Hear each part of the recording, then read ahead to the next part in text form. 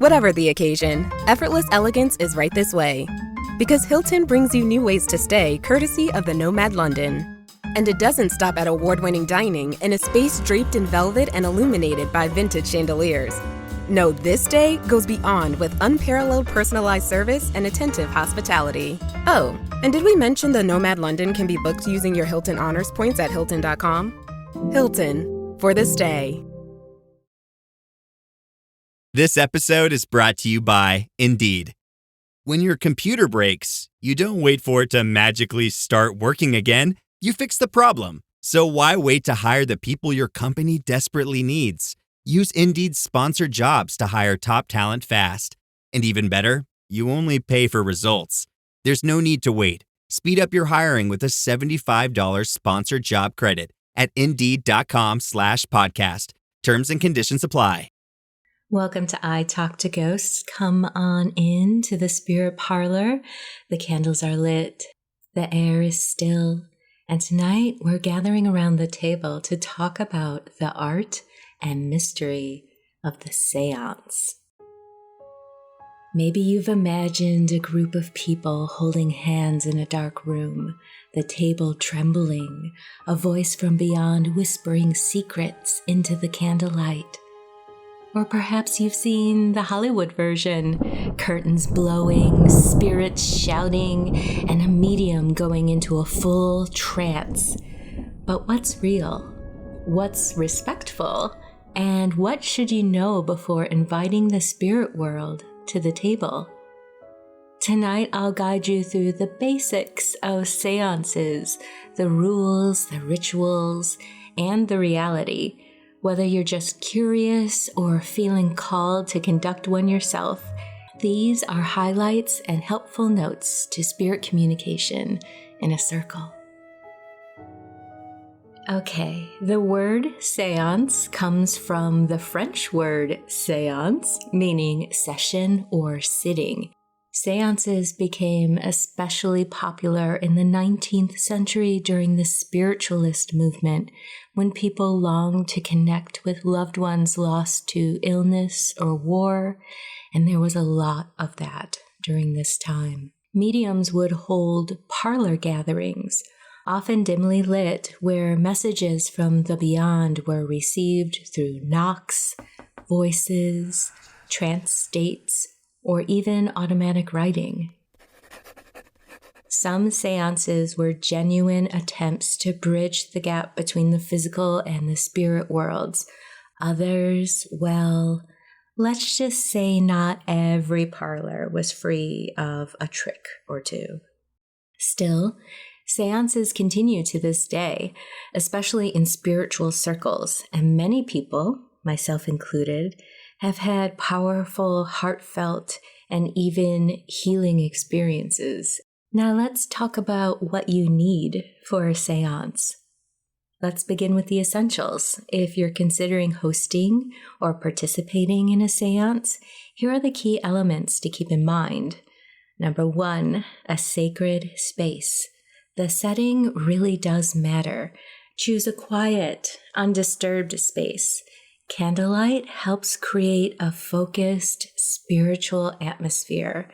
I have heard that you should use more than one candle, but it should be an odd number. You shouldn't have an even amount of candles. But, sometimes rules are put in place just to feel like you have control of a situation or have more knowledge than someone else. Atmosphere is incredibly important, though, and your guests should be comfortable. You should have a table big enough to fit all participants. And you want to set the mood with incense, a crystal ball, or other spiritual items.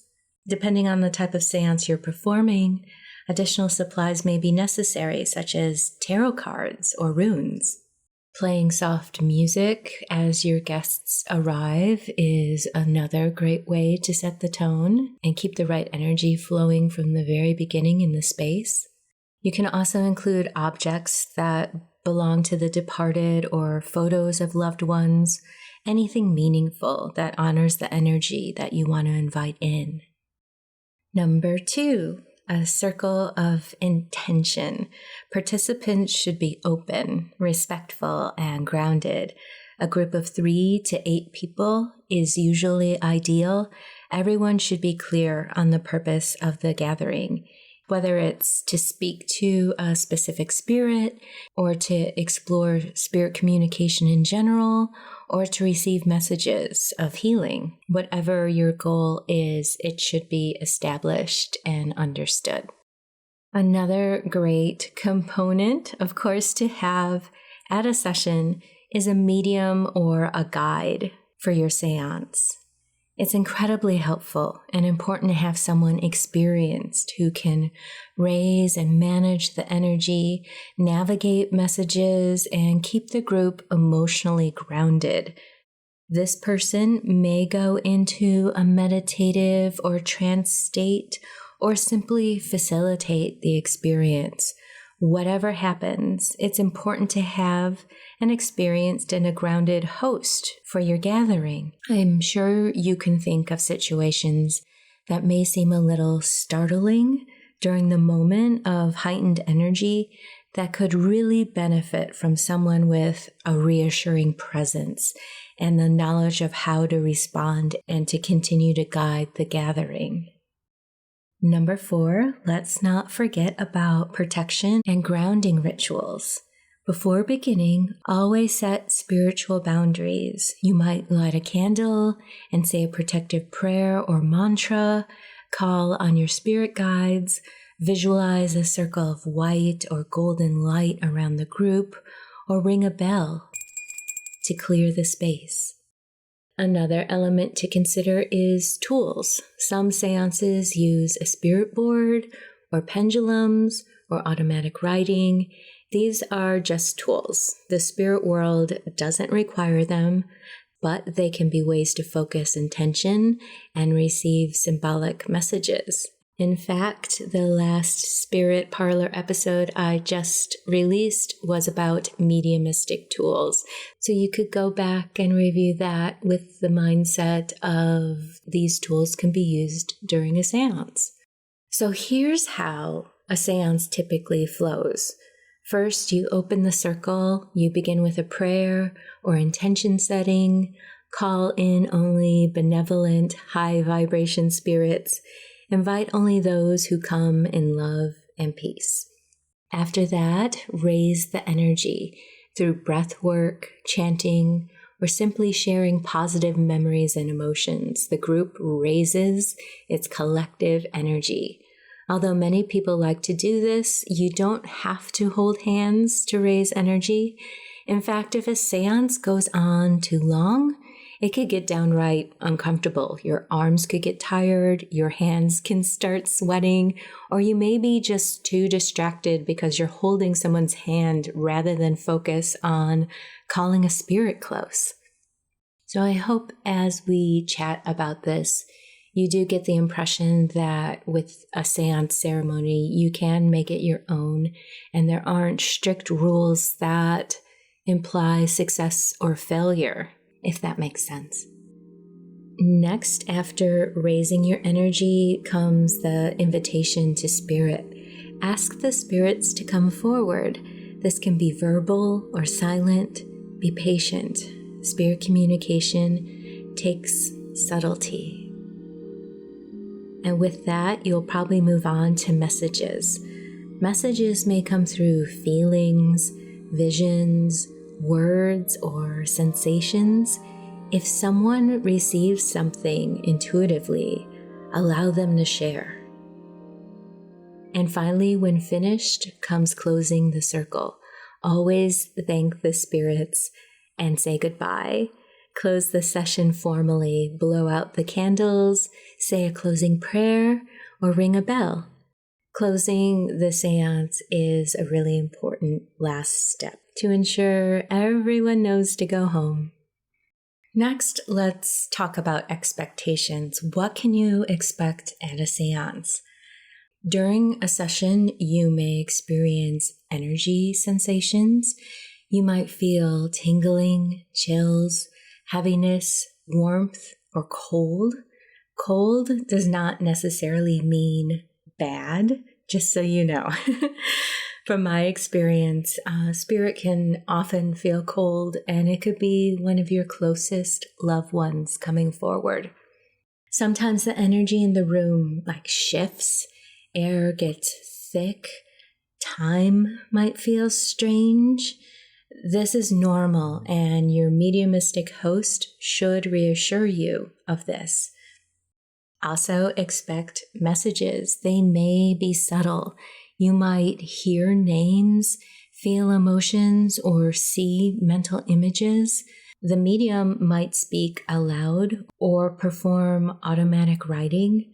Not every seance results in direct contact, and that is okay. Mediumship, if anything, is very subtle. It's not like Hollywood. It usually isn't giant fireworks, but it can be a profound experience nonetheless. Will all spirits come close? No, they may not. Trust the spirit world, because in truth, spirit is in charge. Know that there is wisdom to their messages when they come through. If you don't hear from Aunt Tammy, this probably just wasn't the time for it. Again, trust in that. Trust that what comes through does so for reasons greater than our own opinions. And I absolutely mean that with love. What about uninvited guests? This is rare, but people worry about attracting low vibration energies. That's why protection is so important. And a well-held seance is like a well-tended garden. You don't leave the gate open just for anyone to wander in. After effects of seances, you may feel tired or emotional or charged up. This goes for any type of spirit reading. Make sure to drink water, ground yourself, and don't forget to journal about your experience. So many things can come through in a blur, and you'll be really thankful that you wrote them down to revisit your impressions and capture the moments when they happen.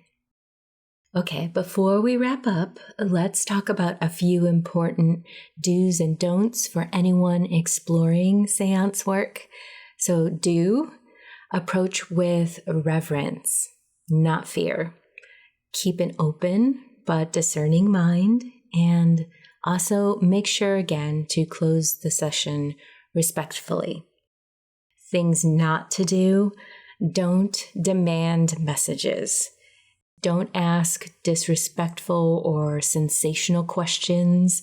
This isn't the time to joke or make fun of anything because you're feeling uncomfortable. If you're not comfortable and fully invested in the session, don't waste your time being there. You know what I mean? Also, don't judge the experience or set expectation that it all needs to unfold a certain way. Examples of this is wanting to hear from one loved one over another, or expecting a code word or other prearranged message over another, because again, spirit decides, not the humans in the room. The spirit world decides.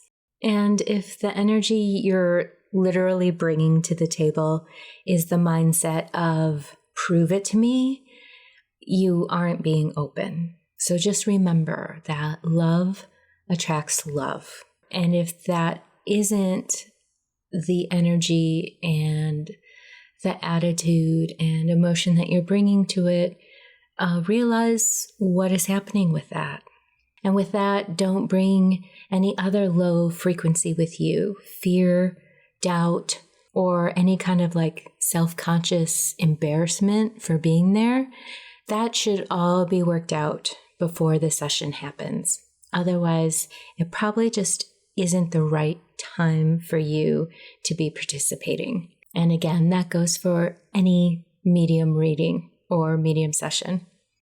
So seances aren't about scaring ourselves or summoning shadows. They're about connection, remembrance, and listening to the subtle threads that tie us across the realms. Seances can be deeply healing when held with love and care. So if you feel called to explore the spirit world this way, just remember, spirits respond to intention, not spectacle. You don't need flashing lights or manifesting trumpets or moving furniture, just a sincere heart and a quiet space to listen. And with that, thank you for joining me in the Spirit Parlor tonight. If you've had your own seance experiences or if you try one after this episode, I'd love to hear your stories. So you can email me anytime at speaknow@italktoghosts.com or leave me a comment where you can. And if you're curious if there's a spirit out there with a message for you that may come through, make sure to join me on Fridays for my main episodes. I offer a segment called Message from the Spirits, in which I open the space for someone listening to the podcast. And knowing this, join me and lend your energy. Spirit is so intelligent. These messages usually line up for only one person, and it's fantastic to be a part of that. That's it for now. Until next time, stay open and curious, and as always, take care.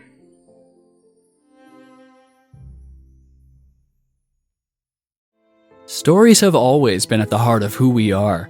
Across every culture, humanity has passed down tales to share truth, to make sense of the unthinkable, to remember what must not be forgotten. At Macabrium, we continue that tradition. I'm your host, Derek, and every Sunday I bring you the segment Lore and Legends, covering dark oral histories, myths, and folklore told through captivating narrative storytelling. I give you the history, context, and cultural significance of the topic before diving right into an original narrative steeped faithfully in the tradition that inspired and often continues to inspire it. So, from tales firmly rooted in the supernatural on Sundays to meticulously researched true crime on our Tuesday segment, Macabrium delivers thoughtful, engaging episodes that keep you hooked until the very end. Follow Macabrium on Spotify, Apple Podcasts, or wherever you listen. I'll see you there. Hey everyone, I'm Erica. And I'm Elizabeth. We're sisters, wine lovers, and your hosts for the podcast Spirits Uncorked. In Season 2, we're leaving the haunted waters of Lake Lanier in Georgia and diving into all new spooky stuff.